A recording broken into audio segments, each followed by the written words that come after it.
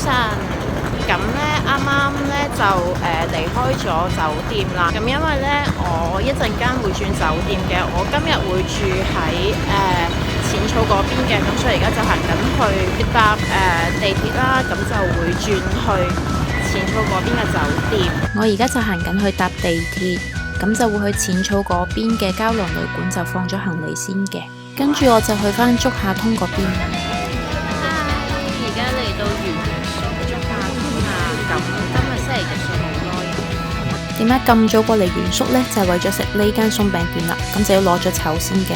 咁我見仲有時間就去咗呢度就試嗰個即炸嘅卡樂 B 薯條啦。呢度除咗有即炸嘅薯條同埋薯片之外呢，咁喺2樓呢邊都有一啲限定嘅商品賣嘅，咁我就冇上到去睇啦。可能係星期日嘅關係啊，所以呢就成個鋪頭都好多人，咁我都要排咗10幾分鐘先排到，因為琴日去我就見冇咁多人嘅。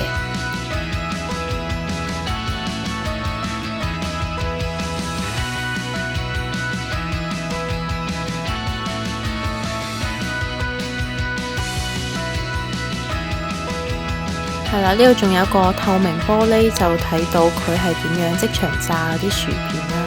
我買咗芝士味嘅薯條。係啦，如果你都想試下呢個鬆餅嘅話呢，咁你就記得留意時間啦，因為呢個鬆餅呢，佢有時間限制噶，就係每日嘅11點、下晝3點同埋6點呢，就限時供應嘅，咁就係會供應20個嘅啫，咁你就早啲嚟排隊啦。呢個鬆餅真係好好味啊，好似食緊梳芙梨咁啊！你哋一定要嚟試啊！食飽嘢之後呢，我就落咗嚟呢間鋪頭買嘢嘅。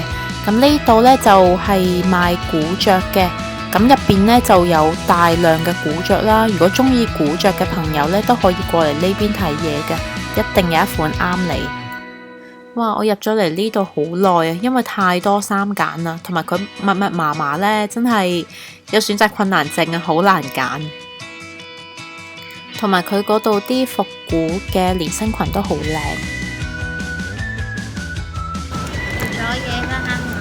咁買完古着之後呢，我就出返嚟表參道呢邊，因為呢，我就要揾呢間係賣復古嘅2手名牌袋嘅地方。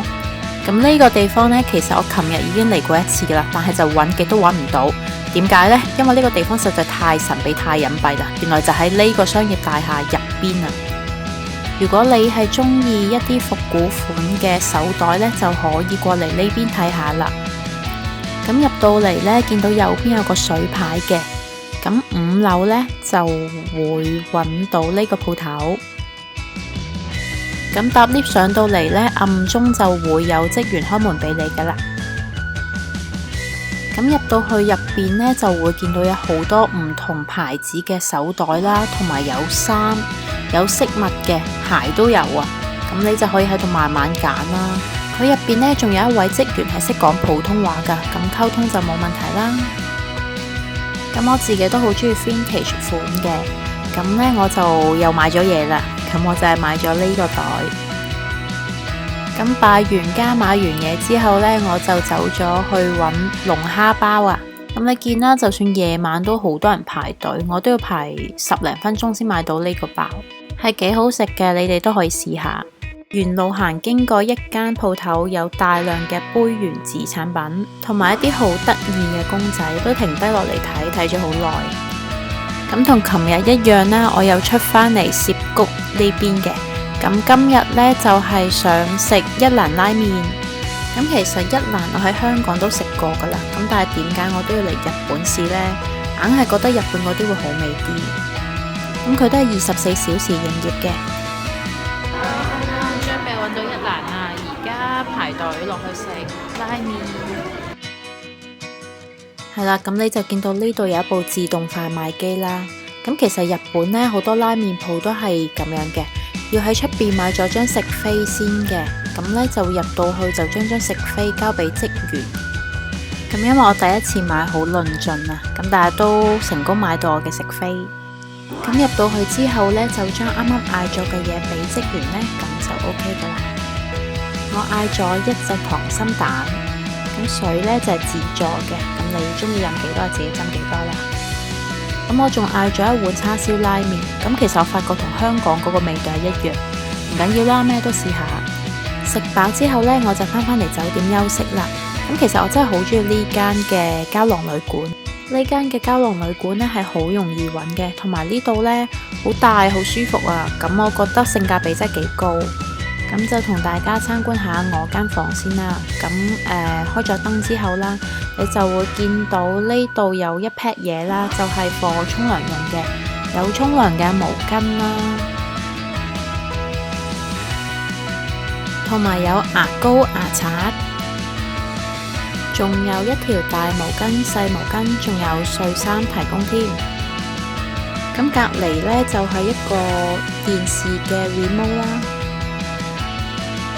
咁呢，前邊有一張摺台，有一塊鏡添嘅。咁呢度有一部好大嘅電視，雖然我都未必會睇。咁呢度上邊有幾個衣架俾我掛衫嘅。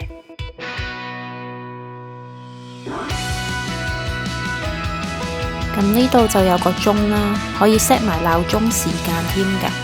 咁我就會校返8點鐘起身嘅。咁呢個掣呢，就係一個燈掣嚟嘅，開燈同埋閂燈。咁隔離呢，就係一個風扇位嚟嘅，但我就唔覺得佢有風。咁呢個係個燈嘅光暗度。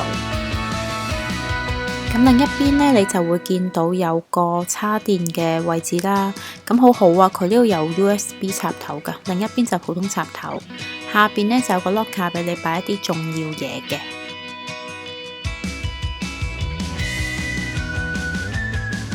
咁我而家就鎖返好我個銀包，而家準備去沖涼啦。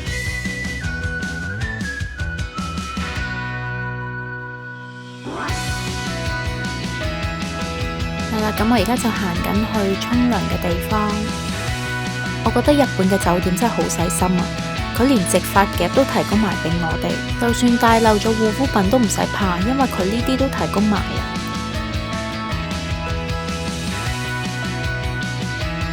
咁入到沖涼房入邊呢，你就會見到佢提供埋一啲洗頭水、沐浴露啦，都唔係 cheap 嘢嚟嘅喎，好得意啊！佢呢洗手間同埋沖涼房呢係分開嘅，咁都 OK 啊，唔怕爭廁所用。咁見到呢個地方呢，就係可以喺度買嘢飲嘅。總體嚟講呢，我係好滿意呢間膠囊旅館嘅。咁如果你哋下次嚟旅行都去試下呢間膠囊旅館㗎。如果你覺得呢條 video 幫到你嘅話，記得幫我撳個 like、subscribe 埋我 channel， 收睇我最新嘅影片。我哋下條片再見啦，拜拜。